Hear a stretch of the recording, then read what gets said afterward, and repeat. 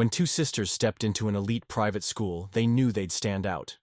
But they didn't expect the war waiting behind those gates. Mocked, targeted, humiliated. But what no one saw coming was what happened when they finally struck back. This isn't just a story about bullying. This is what justice looks like when the underestimated rise. The first day at Eastbridge Academy felt less like a welcome and more like a warning.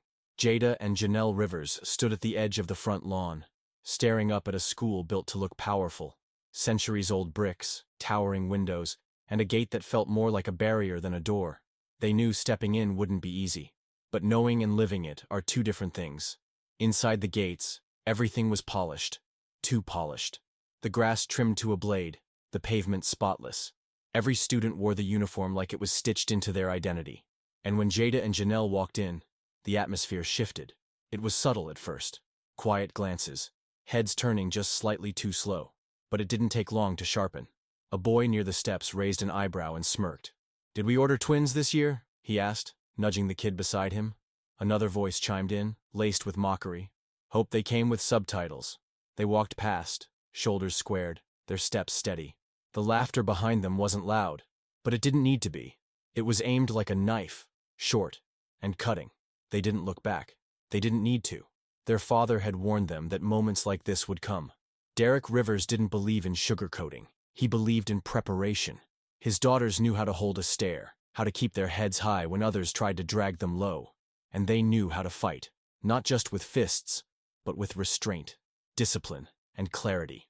But this wasn't a sparring match. This was a long, quiet war. Every classroom they entered felt colder than the last. Teachers called their names without eye contact. Students shifted their chairs just enough to close off space. When they walked through the halls, shoulders brushed them. Not by accident. Books were knocked loose. Whispered comments slid through teeth with rehearsed ease. Didn't know janitors came in uniform. Hope they're good at scrubbing floors. Janelle felt the heat crawl up her neck. Jada kept her eyes forward, but her jaw tightened just enough to betray her anger. Still, neither responded, because they weren't there to play defense. They were there to endure. That night at home, dinner was quiet. Forks moved, but the silence between the three of them said more than words could. Derek didn't need to ask. He already saw it. "You felt it," he said after a while, not looking up. The twins nodded, almost at the same time. "You remember what I taught you?" Janelle glanced at her sister, then back at him. "Control is the first move." Derek leaned back in his chair. "They're not after your weakness. They're after your reaction. Don't hand it to them." Jada spoke next, her voice low but clear. "And if they push too far?" Derek didn't blink. "Then you remind them who trained you." The next morning, the girls walked into school the same way they had the day before. Calm, composed, deliberate. But inside, something had shifted. They weren't walking in to see if the storm would pass. They were walking in to decide what they'd do when it hit. Eastbridge had never felt smaller. The walls, once silent observers, now seemed to press in, closing the space around Jada and Janelle like a quiet threat. Day by day, the pressure had mounted. They endured it without breaking. The whispers, the looks, the half-laughs sharpened by cruelty. But something was shifting, and the change was coming fast. Ryan had grown bored of shadows. His need for attention demanded something bigger, louder. He didn't want to just bruise their pride. He wanted a spectacle. Something cruel enough to echo. Something permanent. It started with red paint. Thick, dripping slurs scrawled across the twins' lockers. Ugly sketches followed, faces distorted in racist caricature. Crumpled papers oozing with hate shoved through every vent, falling to the floor like rotten leaves. And then came the laughter. It filled the hallway like smoke, catching fire from every corner. Phones came out, pictures were snapped, posts went live. A moment of humiliation, curated and spread in real time. Ryan leaned casually nearby, arms folded, grinning like a man who'd just watched the matchlight. Zach and Brent stood beside him, smug and satisfied. "Thought we'd spice up your decor," Ryan said, raising his voice to reach the crowd. "Brighten up your space a little. You're welcome." The students roared. Not because it was funny, but because it was easy. Safer to laugh than to be the next target. Even the teachers passing by chose silence. They saw, then they looked away. Janelle's fists curled at her sides. Her breath tightened in her chest. She could feel her sister standing beside her, unmoving, but burning just the same. They didn't speak. They didn't have to. The bond between them was pulsing, hot, thick with restraint. This was more than a prank. This was calculated humiliation, public and vicious. Ryan wasn't just trying to bully them. He was trying to erase them. And yet, they stood.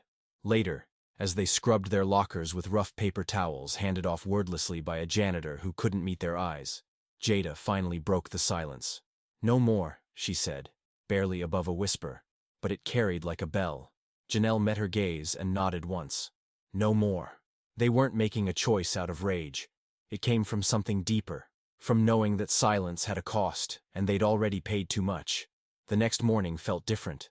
The halls were louder, yet more tense. Conversations dipped when the twins passed. Eyes followed them, bracing. Ryan was waiting, of course, posted up at the same courtyard wall. His grin was familiar now, but today it carried something uglier. Certainty. "There they are," he said, loud and lazy. "Didn't think you'd show after yesterday." Jada's eyes found his instantly. She didn't stop walking. "If you thought that," she said, voice level, "you're more pathetic than you look." A few nearby students gasped. Others grinned nervously. Ryan's smirk twitched. "You've got a mouth," he snapped, pushing off the wall. "And nothing to back it." Janelle stepped forward. "We have more right to be here than you ever will." The crowd stirred. The energy shifted. Ryan's hand moved first. A sharp shove to Jada's shoulder. Brent followed, knocking Janelle's books down with a sneer. Zach stepped in, adding one more shove for good measure. But the line had been crossed. Jada straightened, eyes on Ryan. "We're done running." And in that instant, they moved. Jada struck first. Janelle followed. Years of discipline surged forward, and for the first time, the crowd saw them not as targets, but as force. The energy hanging in the air was electric. No longer a school morning. It felt like the very bricks beneath their shoes trembled with charge. What had begun as idle chatter had transformed into something volatile, something alive. The circle around them had widened, voices rising in shock and disbelief. But through it all, Jada and Janelle moved with quiet fury, each movement deliberate, each strike sharp with precision. It wasn't chaos. It was choreography, honed over years, executed without hesitation. Ryan stumbled backward under Jada's assault, sweat sliding down his temple as panic crept into his expression. All his confidence, his smirks, his sway, gone. And in its place, something raw, fear. He'd never imagined the girls he mocked would hit back. He never imagined they could. "You thought we'd stay silent," Jada said between movements, her breath even, her voice cold. She slipped under his swing and landed a brutal shot to his ribs, making him stagger sideways. "You thought this would break us." Her words struck just as hard as her fists. Brent lunged at Janelle with a wild snarl, but she stepped in low, striking his chest with such power that he folded instantly, collapsing onto the courtyard bricks in a gasping heap. "You chose the wrong target," Janelle told him, her tone firm as steel, one foot edging closer, daring him to rise again. Zach scrambled, grabbing a broken piece of wood that had fallen near a bench. His face twisted in panic as he rushed toward Janelle with reckless force.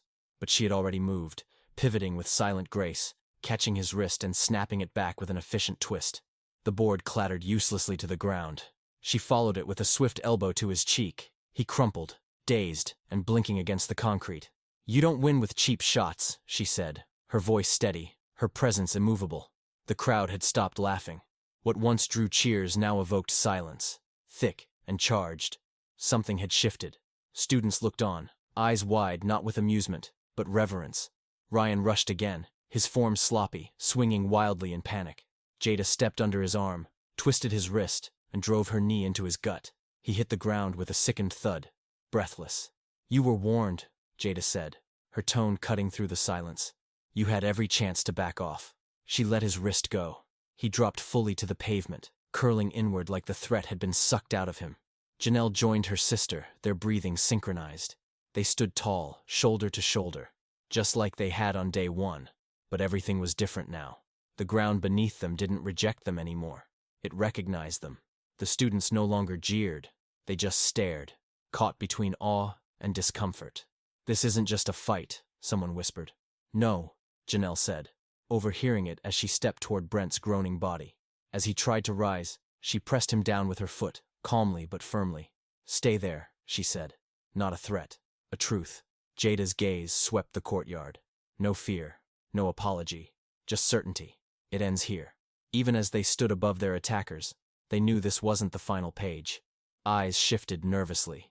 Teachers were finally arriving, slow and confused, only now facing what had long been brewing. Consequences would come. That much was clear. But so was this. They had drawn a line, and anyone who crossed it again would meet the same resolve. The words were barely needed. Everyone in the house already knew. Derek rose in one smooth motion, not rushed, not aggressive, but resolute. His presence filled the space, not with noise, but with weight. He turned to his daughters, eyes steady. "Stay here," he said, not out of fear, but to show them what real strength looked like when it was tested at your doorstep. Before the bell could ring or fists could slam against wood, he opened the door himself. Sandra Mallory stood on the other side, fury carved into every inch of her face. Her designer shades perched high like a tiara of superiority. Greg flanked her, stiff with rage, his fists already twitching with restrained violence. "You think you'll get away with this?" Sandra hissed, stepping forward like she owned the concrete beneath her heels. "You lay hands on our boy and think there won't be a reckoning?" Derek didn't blink. "Your son attacked my daughters," he said calmly. "They defended themselves. That's the truth, whether you like it or not." Greg surged forward, spitting venom. "Don't play innocent. You're all the same, nothing but animals." The words slashed through the air like broken glass. But Derek didn't flinch. He let them hang, knowing the insult revealed more about the speaker than it ever could about him. "You've already decided who we are," Derek replied, his voice steady as bedrock. "But your son picked a fight. Today, he learned what happens when you corner the wrong ones." Sandra's mouth curled, ready to unleash more poison, but Greg was done waiting. With a roar, he lunged. The swing was wide, angry, untrained. Derek moved like water, turning, catching the wrist midair, locking it with the quiet power of someone who had faced down worse in silence. He twisted just enough to send Greg off balance, redirecting his weight and letting him tumble to the porch. "You made your choice," Derek said, voice unshaken. "Now live with it." Greg scrambled up, charging again, sloppier this time. Sandra screamed, rushing forward behind him. Derek shifted cleanly, sidestepped, and let their own momentum betray them. He caught Greg's arm again, sent him crashing into the railing with a jolt that rocked the boards. Sandra clawed at Derek's shoulder, wild, frantic, but he caught her wrist and gently bent her arm behind her back, immobilizing her without harm. Her breath came in short bursts now, not anger, but panic dressed in silk. "You came to my door," Derek said. "You thought fear lived here. It doesn't." Greg groaned on the ground. Sandra, her fire now smothered by reality, trembled in Derek's hold. "Do you know who we are?" she gasped. "I do," Derek said, unwavering. "And I'm not impressed." Greg lunged one last time, rage driving him. But Derek caught him mid-charge, turned him, and sent him flat onto his back again. The impact knocked the air out of his lungs. Sandra shrieked. Her fight, too, broke apart. Derek released her.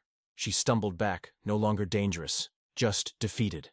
Inside the doorway, Jada and Janelle stood tall. They watched, not in fear, but in understanding. Everything their father had ever taught them lived in that moment. "This is what they always do," Derek said, stepping over Greg's limp body. "They bring violence, expect silence, but we don't break." Sandra opened her mouth again, but nothing came out. "Call the cops," she finally screamed.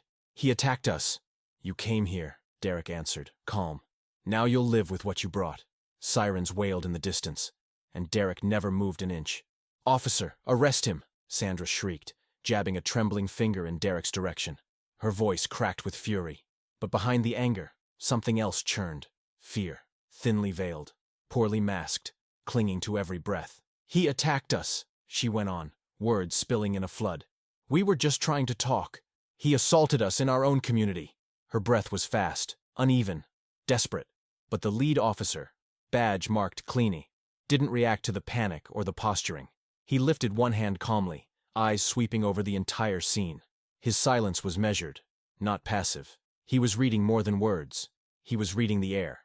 "Ma'am," he said, voice controlled, "I need you to take a step back. We'll get to the bottom of this, but I'll be speaking with everyone. I'm starting with the homeowner."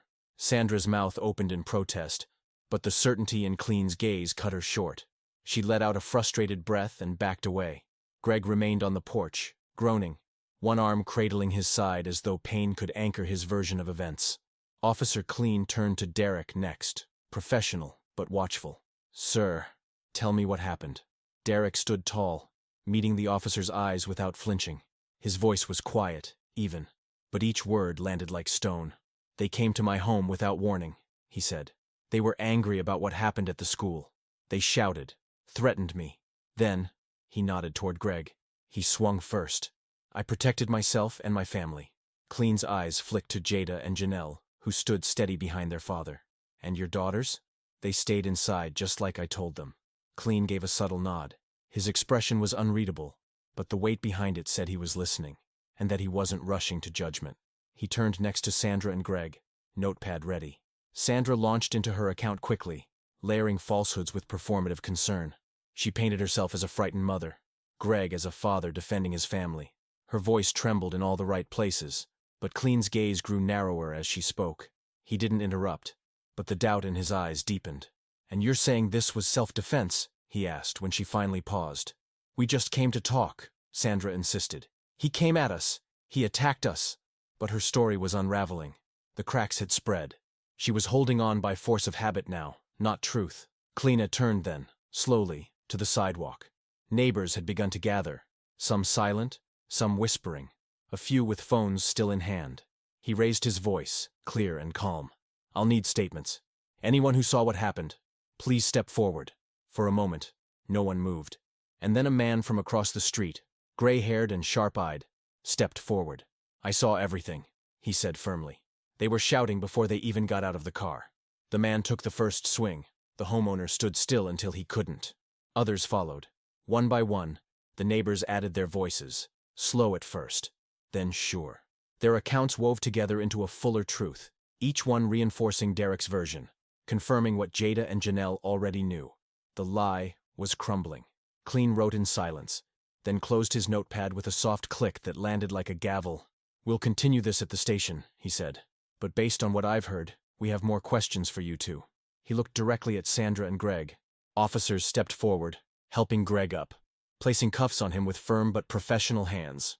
Sandra protested, her voice rising again, but there was no strength in it now, just noise. Derek remained still, his daughters beside him, breathing steady, gazes locked not on their accusers, but on the road ahead. Justice was stirring. At the station, everything felt colder, still, the kind of place where stories were broken and shaped, sometimes beyond recognition. But as Derek and the girls sat in hard metal chairs under flickering lights, they weren't anxious. They were calm. They had walked through worse. Officer Clean moved with focus, reviewing testimony, analyzing footage, connecting every thread with quiet determination. Derek watched from across the room, not judging, but reading. And in Clean, he didn't see a man rushing to wrap a case. He saw someone determined to get it right. Jada and Janelle sat beside him, posture upright, hands still. Their silence wasn't heavy. It was chosen. They didn't need to defend themselves to each other. Their story, held between them, was solid as steel. Eventually, Clean approached. "Mr. Rivers," he began, voice level. "We've reviewed the video footage from your neighbor's door cams, along with multiple statements. Everything supports what you said. You didn't initiate anything. Your actions were defensive." Derek nodded once. "No celebration, just quiet recognition." Clean continued. "The footage shows the Mallorys entering your property, raising their voices, and instigating contact. From multiple angles, that's clear. But due to the injuries involved, we'll still need formal statements. The legal side's not over." He looked at the girls then, something respectful in his gaze. "But from what I've seen, truth is on your side." Derek answered without pause. "We'll give you everything you need." They followed Kleina into the interview room. One by one, they answered questions with quiet precision. No embellishment, no heat, just facts, just clarity. The officers didn't rush. They listened. From the courtyard to the porch, they told their story, step by step, no detail left out. And in doing so, they reshaped the room with truth. They were not victims. They were proof. Later, as they stepped back into the waiting area, Derek placed a hand gently on his daughter's shoulders. He didn't need to say much, but he did say this. "You see it now," he said, voice low but steady. You see how it works. Not as a warning, as a reminder. They'll twist it, Derek said quietly. Try to rewrite the story to fit their comfort. But truth has patience. It waits. Jada met his gaze, her eyes blazing. We're not finished yet. Not yet, Janelle echoed, her voice calm but lit with the same steel. Officer Clean returned, tension stitched into the corners of his mouth. He flipped open his notepad. There's more.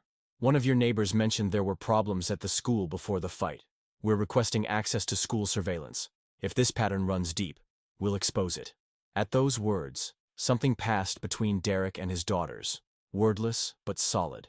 For too long, they had borne the bruises alone. Endured the cold shoulders, the sharp words, the hallway traps, and the school had looked away. But if the full truth could finally rise, maybe this wasn't just a fight, it was a reckoning. Pull it all, Derek said. Let the whole story breathe. Kleena gave a single nod and moved to make the call. The quiet returned, broken only by the hum of the overhead lights. Time slowed again, like the world itself was listening, waiting. Across the room, through the glass, Sandra and Greg sat at a table, no longer loud, no longer smug.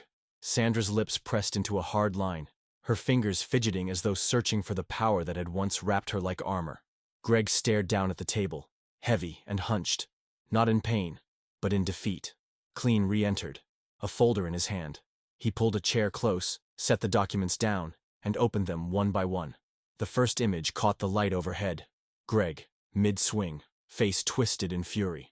Others followed, fists raised, bodies lunging, expressions contorted. No blurriness, no ambiguity. Just truth, frame by frame. Clean didn't narrate. He didn't need to. The pictures spoke plainly. Derek didn't look surprised. He only nodded slightly, as if acknowledging a memory now captured in proof. There's more, Cleany said, sliding another set of images onto the table. Grainier footage this time. School hallways, courtyard angles, locker rows. But clear enough. The red paint, the locker graffiti, Brent's shove, Ryan's mocking clap, the ambush, blow by blow. We followed up, Clean continued. 2 students gave statements. One of them admitted they'd been told to stay silent. The other couldn't stay quiet anymore. Jada let out a slow breath. Not relief, more like release. The letting go of weight held too long.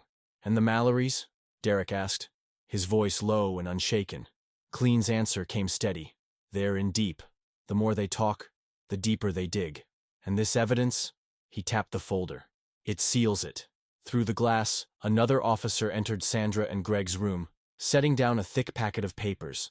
Sandra began to shout, her face tight with fear, pretending to be outrage. Greg didn't speak. He didn't even look up. Let it all come out, Derek murmured. Let them see what happens when arrogance crosses the line. We intend to, Clene said, snapping the folder shut. His tone was no longer cautious. It was final. A young officer entered with 2 typed statements. More students confirming the harassment, he said. It's all matching. Cleaner reviewed them quickly. This will be enough, he said. Assault, trespassing, harassment. And once we finish reviewing the school's internal handling, maybe more. Derek remained quiet. Jada and Janelle sat beside him, their calm intact. But they felt it now. That shift. That tilt of the scales. Behind the glass, Sandra shouted again, her voice growing smaller with each breath. Greg sank deeper, his fight gone. You stood your ground, Clean said, turning back to the family. It's not over, but you didn't waver. That matters. Derek nodded once, not for praise, but for truth. As officers escorted the Mallorys out of the room, the silence in the station shifted again. No tension, just consequence. You'll face charges, Cleany told Sandra and Greg. Assault, harassment, trespassing, obstruction. The evidence is overwhelming. Sandra screamed back a protest, but it rang empty. Her voice, once commanding, now echoed like a hollow drum. Greg didn't say a word. He met Derek's eyes for a fraction of a second, then looked away. The twins watched it all, silent, not smug, not vindictive, but steady, whole. They had stood tall, and the storm had passed them by. As the doors closed behind Sandra and Greg, Clean turned to the girls. You held your line with dignity, he said, and you did the right thing. Derek didn't answer. He just watched. The Mallorys were gone now, but their downfall had left something behind. Not scars, not just justice, legacy. The station returned to motion, reports filed, conversations hushed. But beneath it all, a rhythm had shifted. Later, in the headmaster's office, the final pieces fell into place. "The board met this morning," Harrington said, his face pale with consequence. "The suspension has been lifted, effective immediately." He paused, almost ashamed. "The boys involved, Ryan, Zach, Brent, have been expelled, permanently." Derek didn't blink. "It's the decision that should have been made the moment this started." Harrington winced, just slightly. "We failed your family," he admitted. "We failed our responsibility." "Then make sure you don't fail the next one," Jada said, her voice clear and unwavering. Janelle nodded beside her. "Not just for us. For every student who's ever been made to feel small in these halls." Harrington nodded again, not as a formality, as a man finally facing the truth. They rose. Derek placed a hand on each daughter's shoulder. It was not a gesture for the headmaster. It was for them, for the bond they had forged, and for what they had earned. They stepped into the hallway. And the hallway was different. Students looked up, not laughing, not whispering. Some looked away in guilt. Others held the twins' eyes with something closer to respect. No one stepped in their path. The school wasn't fixed, but it had changed. Outside, the sun stretched across the courtyard. The same courtyard where they had been ambushed, where they had stood their ground, where everything began. The three of them walked forward, not fast, not slow, just sure. At the edge of the courtyard, Derek said, "The storm is over." "No," Jada replied, her eyes forward. "We ended it." Janelle smiled. "And we'll end the next one too." They walked through the gates of Rosewood Hills not as returning students, not as survivors, but as the ones who changed it, the ones who would not be moved. In the days that followed, everything was quieter, cleaner, not perfect, but different. The laughter was softer, the looks less sharp. No one called them names anymore, but more importantly, no one dared to silence them. In the courtyard, beneath the old oak, Jada and Janelle sat together, sunlight on their skin, laughter in their voices. They weren't waiting for peace. They were building it, and now it would stay.